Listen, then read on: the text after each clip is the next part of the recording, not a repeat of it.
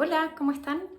Bien, en este video quiero explicar un poquito por qué se produce el reflujo, por qué se produce la gastritis y cómo se reproduce esta bacteria que es tan común, que es la Helicobacter pylori. Y vamos a ver que está todo bien relacionado. Entonces, lo primero que es importante entender es que todos tenemos un sistema digestivo que parte desde la boca. Eso se conecta con el esófago, ¿cierto?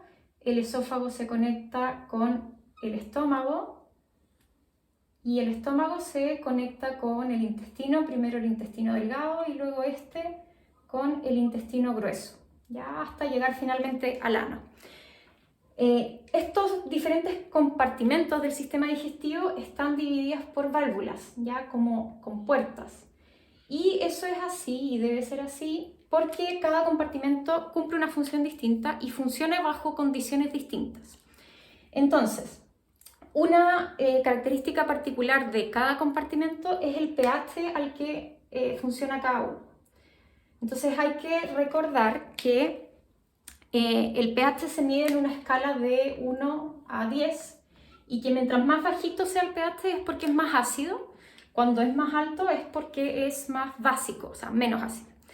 Y particularmente el estómago funciona con un pH muy ácido, ya funciona con un pH entre 1 a 3, ¿ya? Y lo necesita para cumplir su función. Y eso se da porque libera un líquido que se llama ácido clorhídrico que le da esta acidez al estómago. Y para que el estómago no se dañe con ese mismo líquido, para que sus propias paredes no se dañen, tiene una capa mucosa protectora, ya como un moco que lo protege de ese mismo ácido que produce para cumplir sus funciones.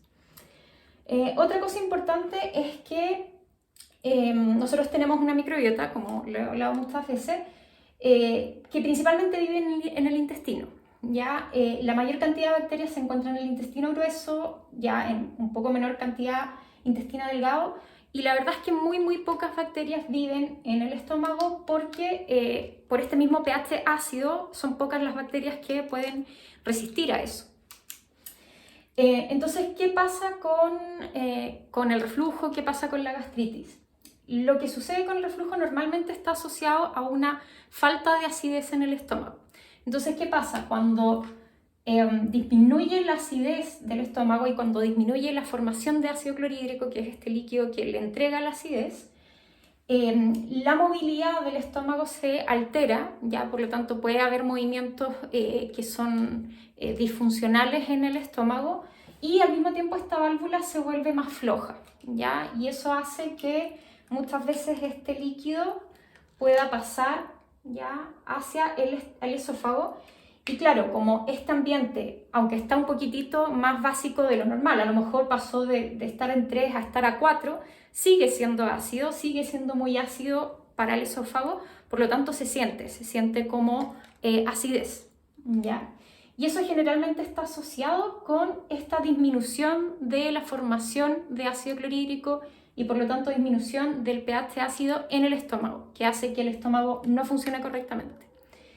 Esto además se asocia muchas veces a alteración de este moco protector y cuando se altera este moco protector hace que se empiece a dañar la pared gástrica y eso es lo que empieza a generar una gastritis y con el paso del tiempo en una úlcera. Ya se forma una herida porque se pierde este moco protector, ¿ya? Y que también está asociado a la liberación de este ácido clorhídrico y del pH gástrico. Y por último está la formación, el crecimiento de Helicobacter pylori, ¿cierto? Que es esta bacteria que también se asocia a síntomas de reflujo, a síntomas de gastritis, porque es una bacteria que se reproduce justamente cuando disminuye un poquito el pH. Ya, como les decía, las bacterias normalmente no viven en ambientes tan ácidos, pero particularmente la Helicobacter pylori puede vivir en ambientes un poco ácidos, no tantos como un estómago normal, ¿ya? O sea, no vive en un ambiente de 1 o de 2, vive en un ambiente a lo mejor de 5, de 4, y eso entonces ocurre cuando disminuye la formación de ácido en el estómago, disminuye la acidez, o sea, se hace más básico, menos ácido el estómago, y eso hace que esta bacteria pueda crecer, ¿ya? Y es por eso que todos estos síntomas están relacionados.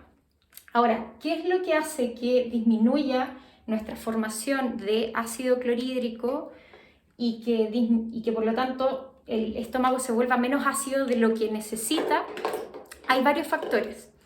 Entonces, dentro de esos factores está la misma Helicobacter pylori. ¿Ya? Entonces, claro, ustedes a lo mejor estarán confundidos porque dirán, bueno, pero el Helicobacter pylori se reproduce cuando ya el ambiente está menos ácido.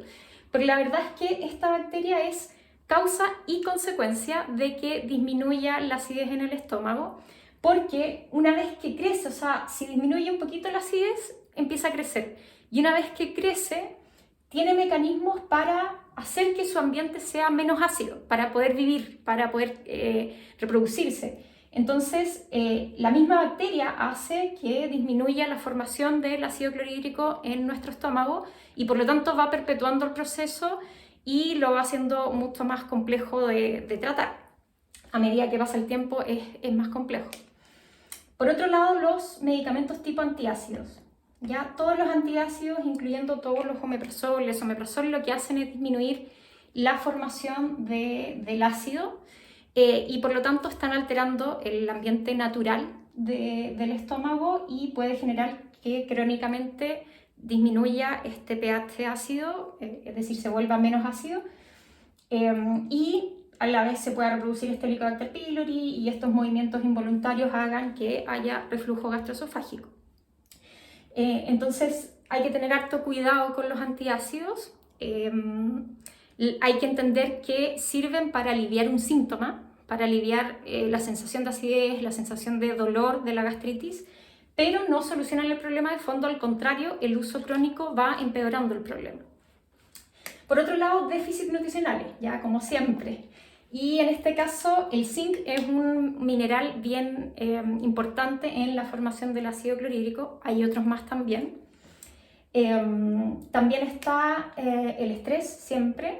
Ya el estrés también hace que disminuya esta formación de este líquido ácido. Y la dieta, dentro de la dieta, más que un alimento en sí, tiene que ver con estilos de dieta. Y muchas veces la falta de proteína y la falta de grasa en la alimentación también hace que disminuya la formación de este líquido ácido. Entonces dietas a veces que son muy altas en carbohidratos y bajas en grasa, bajas en proteína, pueden generar esto también. ¿Ya? Pasa harto, por ejemplo, con dietas vegetarianas que no están bien hechas, o en nuestra alimentación habitual por nuestra cultura que es alta en masas, en harina. Entonces eso también contribuye a que disminuya la acidez en el estómago y se vayan reproduciendo todas estas cosas. Y esto además está asociado a la disfunción de estas válvulas en el fondo y por lo tanto todo el sistema digestivo se ve alterado, ¿ya? También la disbiosis, ¿ya? O sea, la alteración de la microbiota también está involucrada, ¿ya? Como causa y como consecuencia, porque como causa, si es que hay una alteración de la microbiota, puede hacer que se fermenten más alimentos, se genere más gas a nivel intestinal y esta presión dentro del intestino aumente y por lo tanto esta válvula también se vea más disfuncional. Y eso a la vez, como les decía, se puede ir reproduciendo y generando que crezca además esta bacteria que es la Helicobacter pylori. Eso es más o menos lo que genera estos problemas. Ahora, ¿qué podemos hacer? Hay varias cosas que se pueden hacer. Siempre hay que descartar que no hay algún problema como una úlcera, por ejemplo. O sea, cuando los síntomas son muy severos es necesario hacer un estudio, ya con endoscopía, con exámenes. Y luego evaluar cuáles son los factores que están involucrados y ir modificándolos cada uno. Una de las cosas que se puede hacer como simple y también que se puede ir probando de a poco es tomar agua con vinagre de manzana o agua con un poquito de limón todas las mañanas en ayuno o incluso antes de cada comida. ¿Ya? Eso es lo que va a hacer es mejorar la acidez en el estómago. ¿Ya? Ahora, si eso produce molestias, ahí hay que tener ojo porque es posible que este moco protector está debilitado y quizás estamos dañando un poquito la pared, por eso es que es importante hacer un estudio antes. Pero se puede probar, sobre todo en ayuno, y se puede ir probando de a poquitito y muchas veces solo con eso mejora bastante la sintomatología. Hay otras estrategias, obviamente, usar algunos suplementos, obviamente modificar la alimentación, el manejo del estrés, siempre muy importante. Así que, bueno, son hartas las cosas que hay que evaluar en una persona que tenga reflujo o síntomas de gastritis, ¿ya? Pero se puede partir por lo menos con esa medida simple de tomar un vasito con agua y un poquitito de vinagre de manzana o de limón en ayuno y probar qué pasa, ¿ya?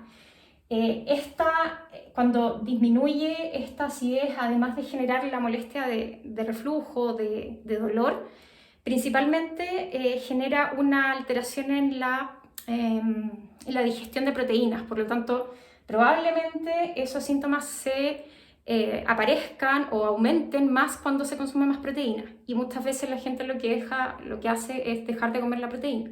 Pero en realidad no es esa la solución. Ya lo que hay que hacer es mejorar el ambiente a nivel gástrico. Y además la falta de proteína muchas veces es causa de que no se genere ese ácido. Y además, bueno, otra de las cosas importantes es que me voy acordando de a poco, es que esta misma alteración hace que también disminuya la absorción de muchos nutrientes que son súper importantes, como por ejemplo de magnesio o de calcio. Entonces esta condición puede traer otras consecuencias asociadas y a lo mejor va a ser que esté más cansada o que tenga calambres o que incluso haya alguna alteración tiroidea, etc. O sea, finalmente, como siempre digo, todo está conectado en el cuerpo. Eso es un poco lo que quería explicarles sobre este tema. Cualquier duda me pueden comentar y bueno, que tengan una muy buena tarde. Chao, chao.